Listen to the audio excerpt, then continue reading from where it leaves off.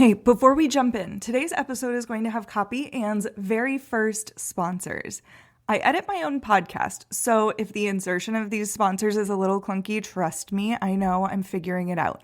I edit my own podcast.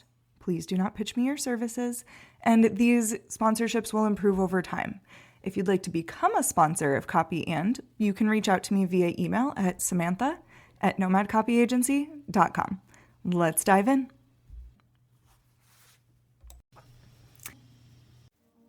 CTAs. Guys, we are talking about calls to action today. And they should be one of the most exciting things that you get to write. What is a CTA? How do you write one? That's exactly what we're going to get into today. My name is Sam, and you are listening to Copy And. This is a marketing podcast where you, as an online service provider, get to learn how to write copy that sounds like you, but converts better. And you get to learn that from me, a nomad and a copywriter, and also a sales psychology expert.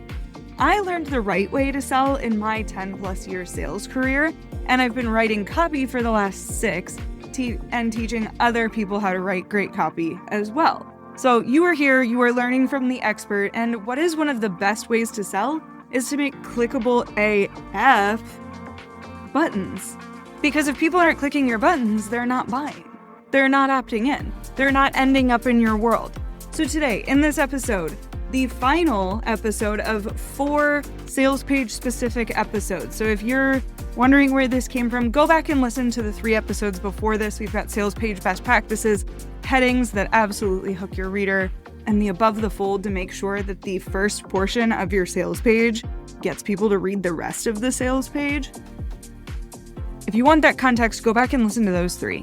And hey, before we jump in, today's episode is going to have Copy Ann's first sponsors. I edit my own podcast, so if they're a little clunky, trust me, I already know. I edit my own podcast, and please don't pitch me. I edit my own podcast, and please don't pitch me on your services. So I just wanted to give you the disclaimer that these sponsorships will improve over time. Also, if you'd like to become a sponsor, please reach out to me at samantha@nomadcopyagency.com. Let's dive in. We're here to talk about how to get people to click on your buttons. And we're specifically talking about these in the case of sales pages. However, I want to be very clear that you should have CTAs in every single email that you send, every single opt-in page that you write, and every single page on your website. These are all other examples of copy. And you may even have CTAs in your content as well. So we're going to talk about what's working with calls to action, the psychology behind them, and also how to write a really good one. I have a swipe file for you as well, so I'm going to make sure that that's in the show notes, but let's go ahead and dive in. You would be surprised at how often I review somebody's copy and there is no way to opt in. You may know that I run a really cool membership called Copy on Demand, where people submit their copy to me and I review it and tell them what to improve and why they should improve it, why those improvements are relevant, so that they create better habits in their business, better copywriting habits, and ultimately sell more. So I see a lot of copy. I review this copy every single week, and every single week somebody submits something to me and it doesn't have a call to action. Most of the time, my people know better. They're just sending it because it's a done is better than perfect. They want feedback. They send it over and I say, babe, how are people going to buy from you? Where's your call to action? The other thing that's really important here is a lot of people say, well, there's a call to action further down the page. It's by the investment section. If you're selling something that costs more than like your lunch typically costs, so something more than $50 to $100, people are likely not going to buy the first time they end up on your page, which means that in your other content and your emails and other copy, you're asking for the sale a lot. People are ending up on this page more than once, and you're telling them what they need to know to be able to purchase or to keep reading above the fold.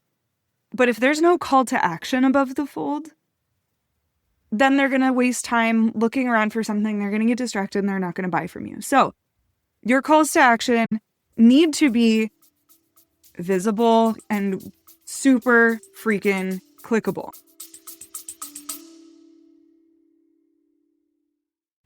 Is your brand feeling a little off? Like your visuals, messaging, and overall vibe are just not lining up with where your business is headed? This was me recently. Everything felt super Frankensteined together. And that's where I tapped in Morgan at Spect & Co.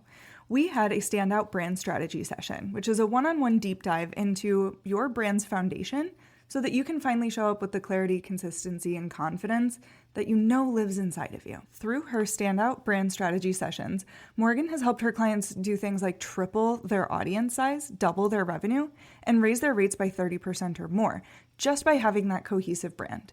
Use the link in the show notes to book your session, and don't forget to enter code NOMAD at checkout to save $200. So, we'll start with what is a call to action. Call to action is just a button that gets somebody to convert. Whether that's convert by buying, opting into something, or taking another action that moves them through your world. Most of the time, it's a button. Most of the time. If you are saying, well, I don't like buttons, they don't really flow in my text, rethink that, because buttons in emails get clicked 3 times as much and on sales pages get clicked 10 times as much as just in-text links. So a call to action is simply something that people can click on. Now, how do we make them super clickable? There's 2 things that go into this, copy and design. And again, we're always using copy and. That's why this podcast is called Copy and, because copy does not stand alone. It is just a core tenet of your marketing plan. It's how you do your messaging and your actual copy, and it goes on all of your visuals. Like, copy is important. It is the core tenet here. But to make a button super clickable, let's talk about the copy first.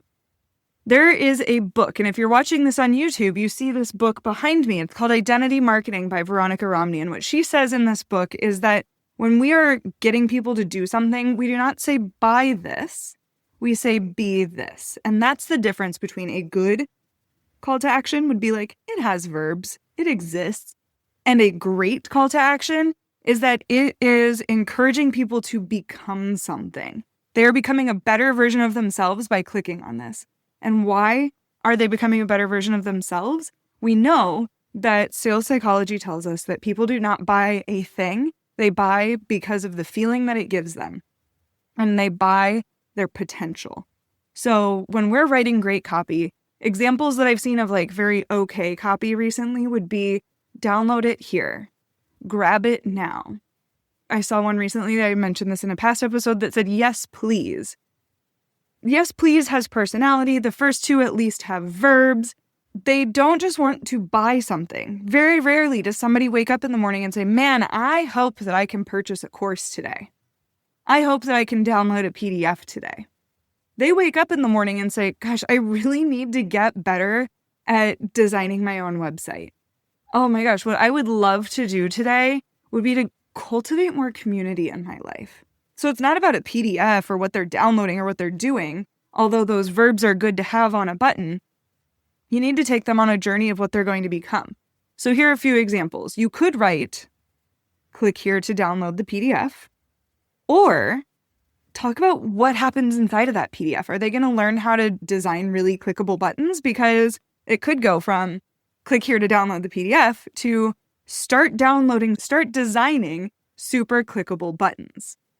You could go from download now to become a Canva superstar or become a whatever you do superstar. You could go from buy now to join the club.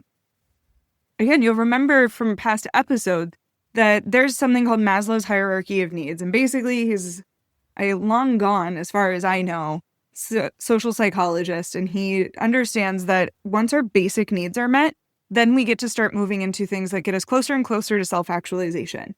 And that is a sense of belonging and a sense of standing out. And when we use our buttons to push other people's buttons, that's where we win. That's where people want to click, is that they start to take an action that creates a transformation, or they become someone else.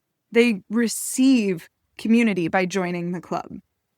So again, those examples that you can use for yourself were of good buttons, were start designing super clickable buttons.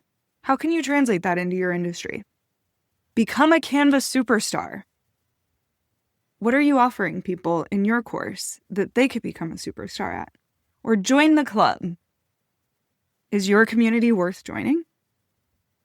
The next thing that we're looking at, so we looked at copy. Now let's talk about copy and design for calls to action. The big thing here is colors and placement.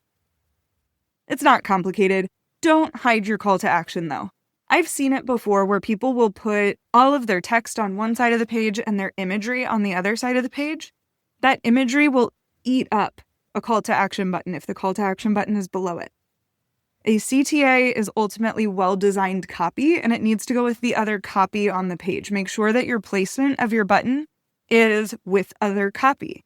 Also, make sure that your calls to action throughout your sales pages are next to the transformation that people receive and not next to their problems.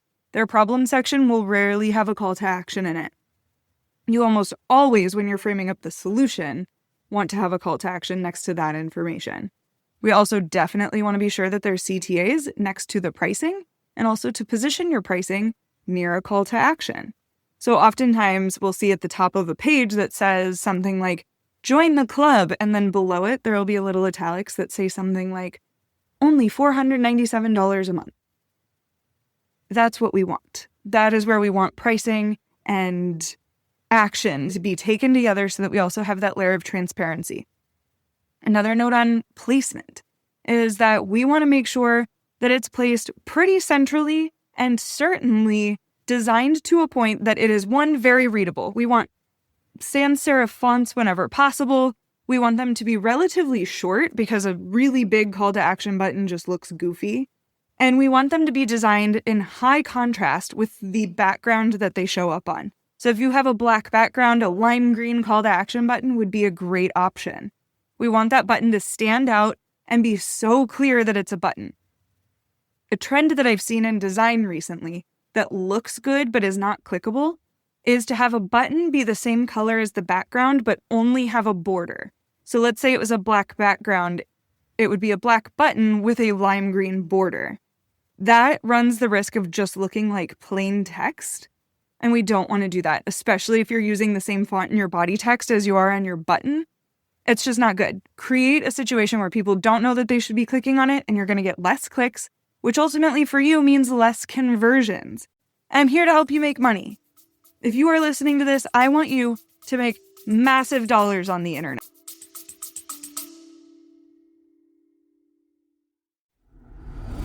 Hey, I'm taking a quick break to talk about a feeling. You know that moment when your message just lands and everything just connects? That's what my friend Sherry Moyse helps you uncover with her Cosmic Catalyst quiz.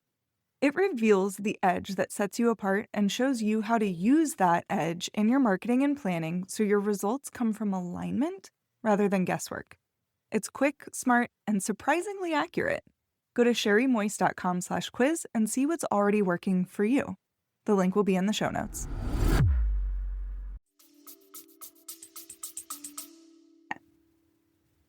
So to recap here, where do your calls to action go? They go on every single above the fold, on every single page, on every single sales page, and every single opt-in page. We need them above the fold. We also need them to be visible throughout the rest of the page and always positioned and clearly designed near the solution that you are offering. I'm going to give you a little bonus here.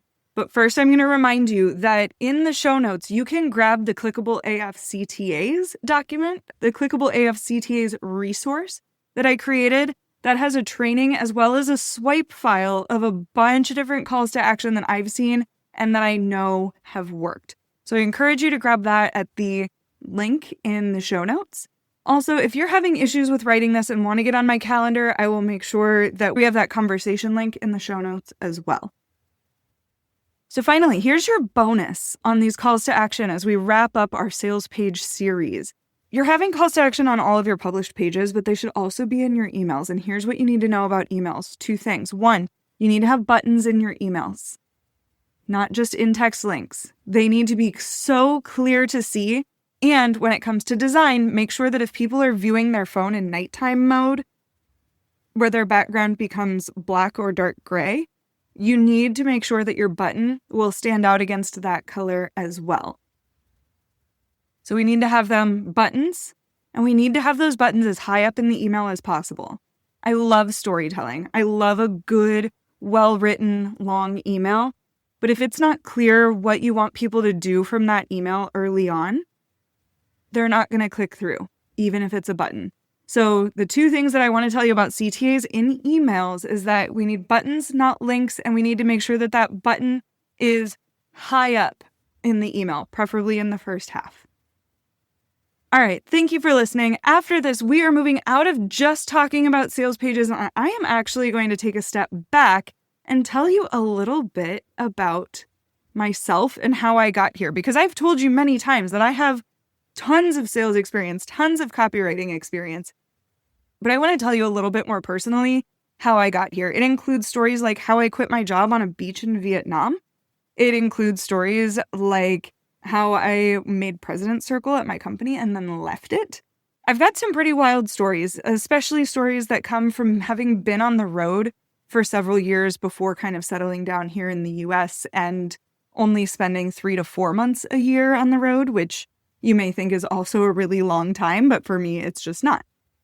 So be sure to stick around next week where we dive into a little bit about me, and then we will continue talking about all things sales copy.